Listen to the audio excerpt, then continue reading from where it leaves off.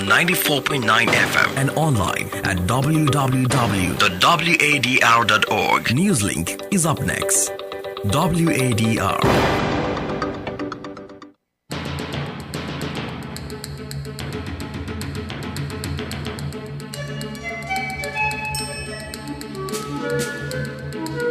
West Africa Democracy Radio, WADR.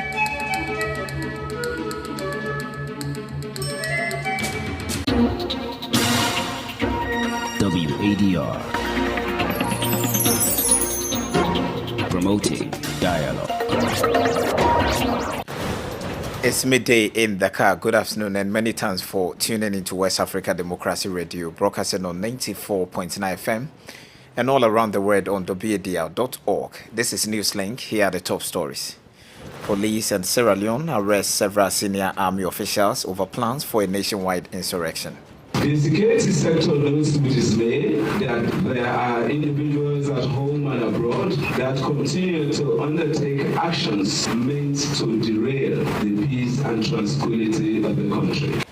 Former Nigerian Prime Minister Mahamudu calls for international help to restore constitutional order in the fragile state. Transport operators in Ghana expressed displeasure over 9% pump price increase. The government to try for us because as a vehicle, we use so many things to run the vehicle. So the government should look at for us, is to subsidize for us small. And former Ivorian Prime Minister Henry Konan Bedie dies at 89. Please stay with us for details of these stories and more. Here is James Ajapon with NewsLink. Many thanks for joining us. Let's begin in Sierra Leone, where several people have been arrested by the police for an alleged plot to incite insurrection. The revelation comes amid post-election tension and a year after the August 2022 violent confrontations that resulted in the death of more than 30 people. Francis Boniface reports. Senior army officers, other security agents and civilians were among those seized by the police following credible intelligence reports. The police in a statement cited abnormal activities by these individuals who it said were working to undermine the peace and tranquility of the state. Addressing a press conference, the police did not respond to questions, especially those regarding the exact number of people arrested and their identities, but said the suspects are assisting with investigations. DS Brahima Kamara is the spokesperson for the Sierra Leonean police. Preliminary investigations have revealed that these individuals planned to use purported peaceful protests as a guise to unleash violent attacks against state institutions and peaceful citizens. The security sector knows with dismay that there are individuals at home and abroad that continue to undertake actions meant to derail the peace and tranquility of the country. The security sector assures the public that the country remains peaceful and that the situation is fully under control. The Sierra Leonean police urged the population to remain vigilant and report any suspicious movement. The foiled plot was planned for next week. Across the country, sources told WADR that there are concerns and divided perspectives about the claims by the police, essentially as the post-election tension is still intense. There are those who said the suspects were former military officials reportedly aligned with the opposition party APC, while others linked the events to the wave of coups across the West African sub-region. As a reminder, the August riot that killed 27 civilians and 6 police officers was triggered by civilians' agitation over the rising cost of living, poor governance, corruption, and unemployment, among others.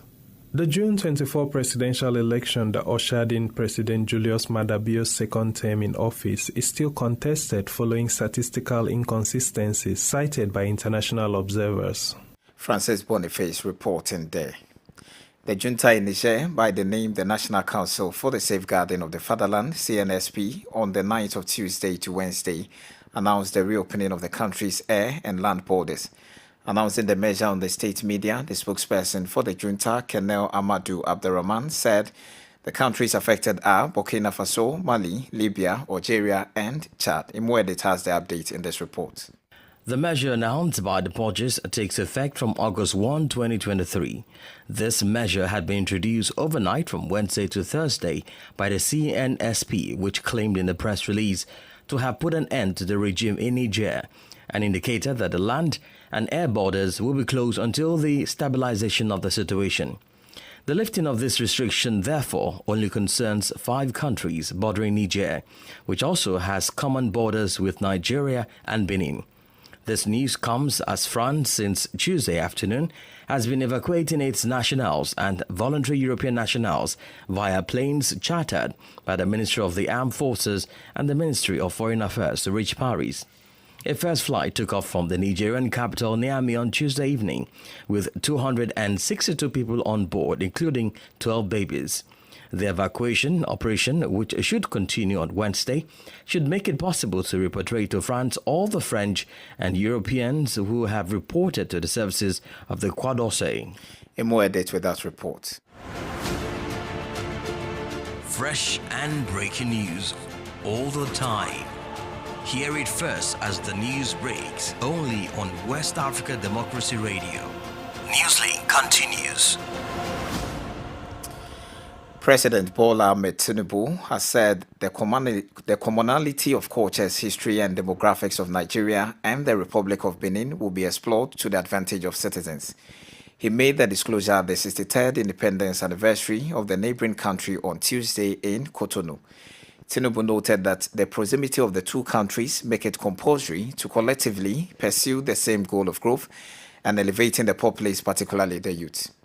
Benin Republic and Nigeria are co-joined twins. In every aspect of our history, we are one. And we have that one traceable to our DNA in all aspects. To have economic collaboration and cooperation and ensure stability in Africa, contribute positively to the development of Africa. It's our responsibility. We have a very young population and young history of democracy. Yes, from time to time, we will be challenged, but it is our responsibility to collaborate both politically and economically in order to promote peace and stability in our continent. In his remarks, President Patrice Talon said the historic visit by the ECOWAS chair Tinubu is a sign of mutual respect by a leader he says is championing leadership in Nigeria and the West Coast. He has come to visit his sisters in Benin, and I would like to reiterate my gratitude to him for this trip. He is giving a new signal to the Benin-Nigeria community because brotherhood is useful for building a common destiny, and it is our role to pass on this message to each other on both sides of our borders. Benin and Nigeria belong to the same people, and we have prosperity together. That was Beninese President Patrice Talon. In other news, the Gambian President Adama Barrow has hailed his Senegalese counterpart Macky Sall for his declaration to step aside in the general election in Senegal. President Barrow described the decision as a major influence on the democratic aspirations of the Senegalese population. The Gambian leader said President Sall's decision is worthy of emulation by other African leaders.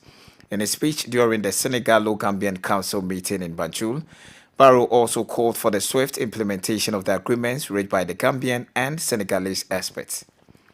My dear brother has set an example for other leaders in Africa to follow, especially those whose constitution prescribe term limits. Thus, your courage and consideration for democracy society is worth commendation. We need to further encourage our technicians to hasten the implementation of the recommendations and arrangements arising from our council meetings. Doing so would augment the implementation rate of our commitments, and the outcomes of our policies and programs would have a greater impact on the lives and livelihoods of the citizens they target. Domestication regulations on air transport between Dakar and Banjul is a clear example of a positive action to enhance socio-economic progress for our people. Adama Barrow is Gambia's president.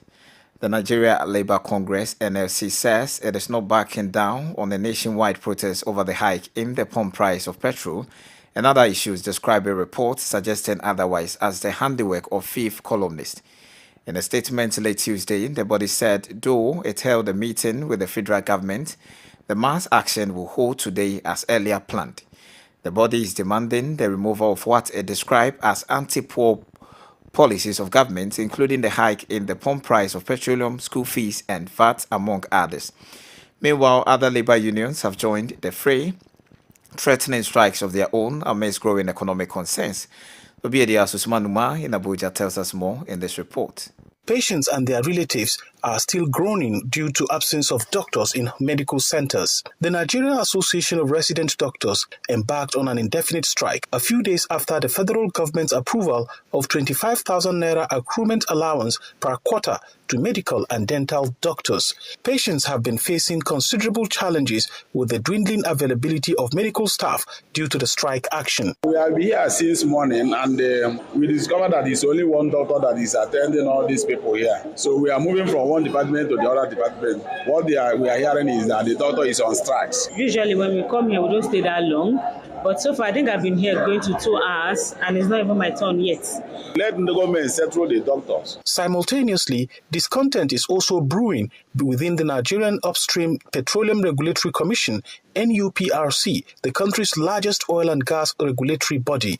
The staff at the NUPRC have voiced their grievances and are threatening to initiate a strike of their own. Pension deductions are done at the source by management, and they are not remitted to the respective PFAs. And this is over 5 months. We are giving them 24 hours to respond to these issues, or we'll pull out our staff from the town. If the threatened strike by NUPRC employees materializes, the impact on Nigeria's oil and gas sector, a significant revenue source for the country, could be substantial and potentially exacerbate the already pressing challenges being faced nationwide. As the government grapples with these mounting issues, urgent action is required to address the ongoing doctors' strike, looming fuel subsidy concerns, and the potential employee unrest at NUPRC. For NewsLink on West Africa Democracy Radio, Usman Umar reporting from Abuja. You are listening to NewsLink on West Africa Democracy Radio, broadcasting on 94.9 FM, Dakar, Senegal. Here's a reminder of our top stories. Police in Sierra Leone arrest several senior army officials over plans for a nationwide insurrection. The CNSP in Niger announces the reopening of the country's air and land borders. Transport operators in Ghana expressed displeasure over 9% pump price increase. And former Ivorian President Henry Konan Bedie dies at 89. Still ahead, we have our guest interview and some sports update. Kindly stay with us. West Africa Democracy Radio. If you're just tuning in, this is NewsLink on West Africa Democracy Radio, broadcasting on 94.9 FM and all around the world on WADR.org. Remember, we are streaming live as well. And of course, don't forget to follow our conversations on Twitter, now X, and on Instagram at WADR News, and on Facebook, West Africa Democracy Radio English Service. In Ghana, some drivers and passengers of commercial vehicles in Accra have expressed displeasure over a 9% increase in fuel prices. The increment has taken the current mean price of fuel from 1 litre costing drivers $1 to 1 litre to $1.30. The drivers say this latest increment will collapse their businesses and they cannot fend for their families and wants the government to subsidize the prices. Obiadia Satiawene Bilalawson reports. The prices of finished products on the international market have shot up by an average of around 12% for both petrol and diesel, whilst crude price has increased by 10.53% from the mean price of $75.85 a barrel to $83.84 per barrel. The drivers, mostly commercial transport operators, say they are unhappy about this increment, and per the current status quo, they are essentially working for fuel. Here are some of them who spoke to WADR. It's going to affect our business in a way that we have to buy more fuel and work less. The government to try for us because as a vehicle, we use so many things to run the vehicle. So the government should look at for us is to subsidize for us more. Especially we are buying spare parts, tires, oil, and so many things for the car. The car cannot move by itself unless we get the repairs. Without fuel, we can't work. So the government to subsidize the fuel for us to come down so that we can meet our needs. However, according to the Executive Secretary of the Chamber of Petroleum Consumers, COPEC, Duncan Amoa, the latest increment is largely out of the government's hands. The national market price movement that we do have to deal with at this point. On this, yes, I must say the state can do very little because we do not determine what happens globally as far as fuel price movements are concerned. The price of liquefied petroleum gas, LPG, has also gone up by 20%. Reporting for NEWSLINK on West Africa Democracy Radio, I am Atiewin Imbila Lawson in Accra. In Côte d'Ivoire, the former president, Henry Konan Bédié, has died. The news of his demise emerged late Tuesday after news portals cited sources close to the family. Bédié, president of the Democratic Party of Côte d'Ivoire, was reportedly sick from an unknown illness and transferred to the International Polyclinic Sainte Anne-Marie in Abidjan, where he took his last breath. He was 89 years old. Ivorians who have reacted to the news says Bédié's death is a monumental loss for the nation's political landscape. Félix Boni is an Ivorian political analyst. Henry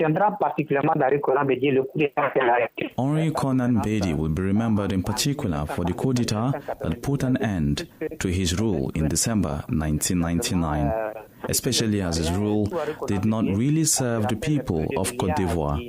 Under Henry Konan Bédié, we remember the reign of billions that did not actually land on the plates of Ivorians, but rather in the pockets of many of his collaborators with whom he managed the nation, a part that took him practically to his brutal fall from power with the first coup d'etat in Côte d'Ivoire.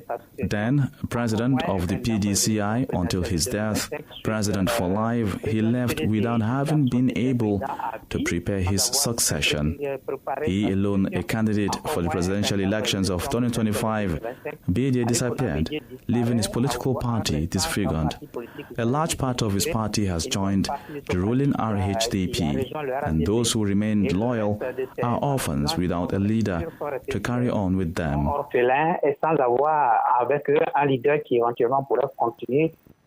That was Félix Boni, an Ivorian political analyst. Now, from his role as an ambassador to the United States in the 1960s, then Minister of Economy and Finance under the Félix Houphouët-Boigny, Henry Konan Bédié would in the early 90s become the president of the National Assembly.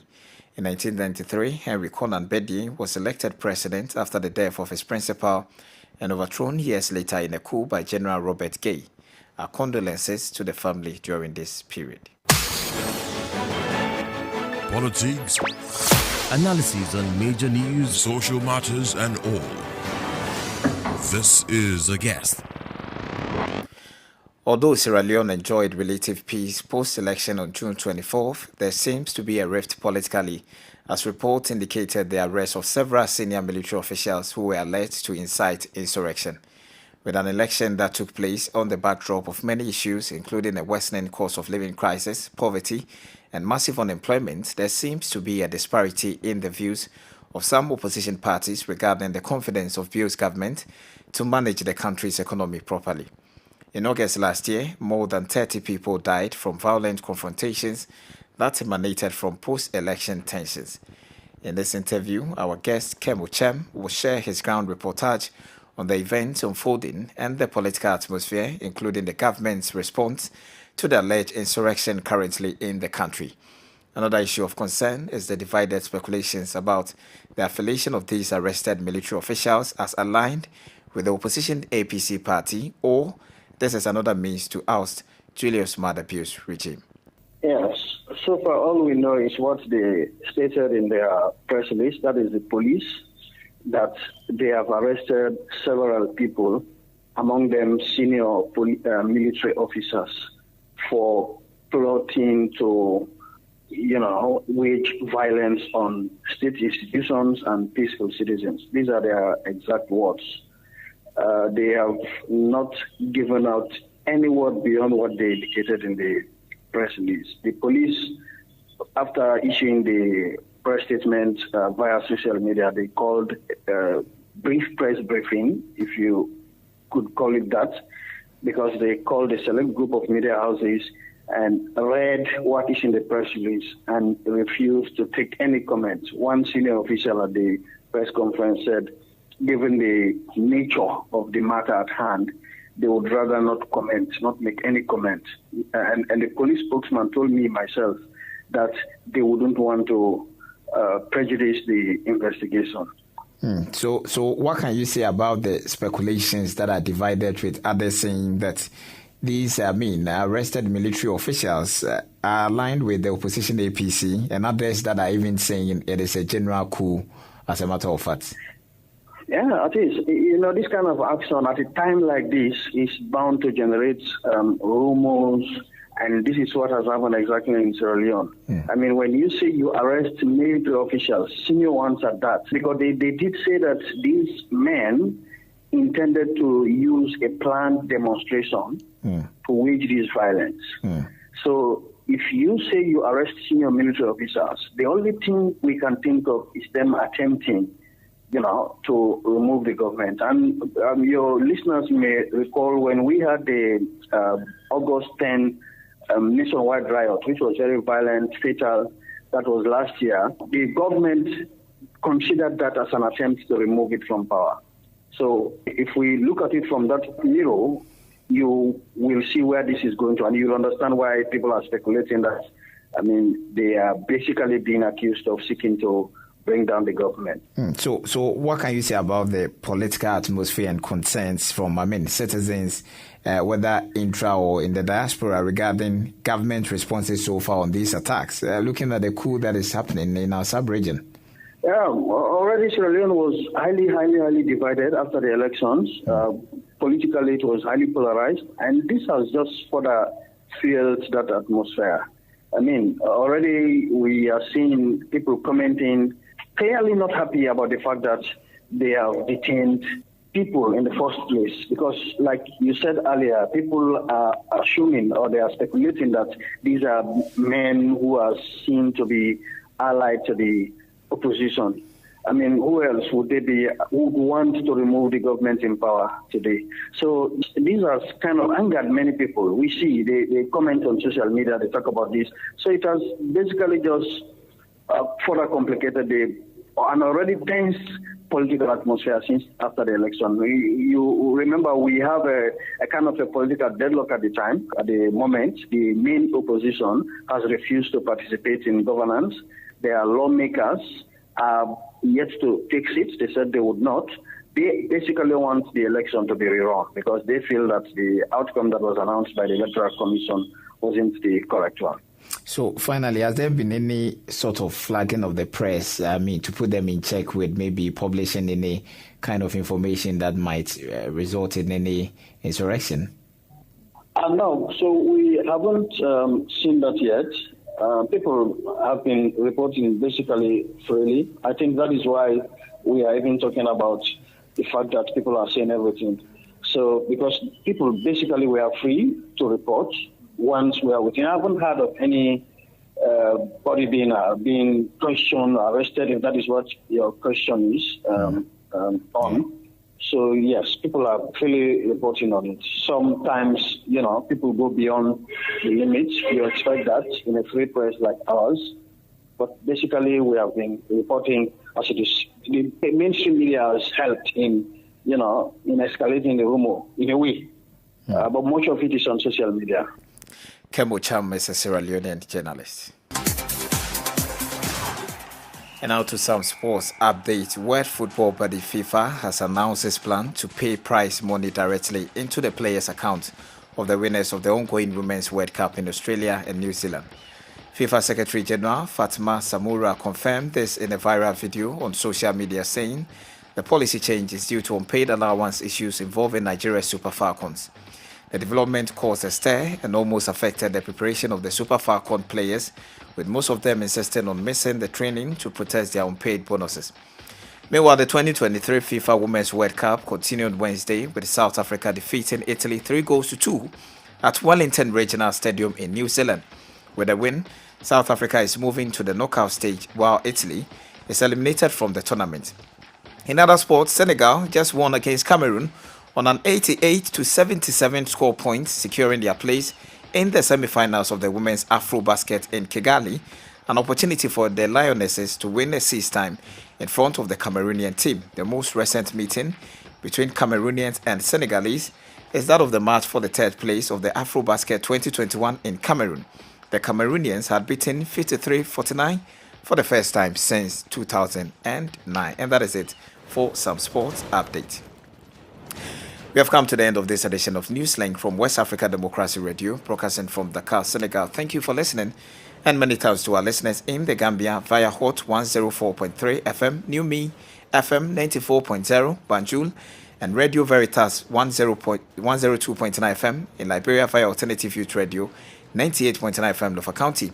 We also thank our listeners in Ghana on Radio Pad 95.1 Savannah region and on Royals FM 104.7 Wenchi. Christian Mukidi has been on the console. Many thanks to Mustafa Sek for our Facebook Live coverage. Do interact with us via our social media platforms on Twitter, now X, Instagram at WADR News, and on Facebook West Africa Democracy Radio English Service.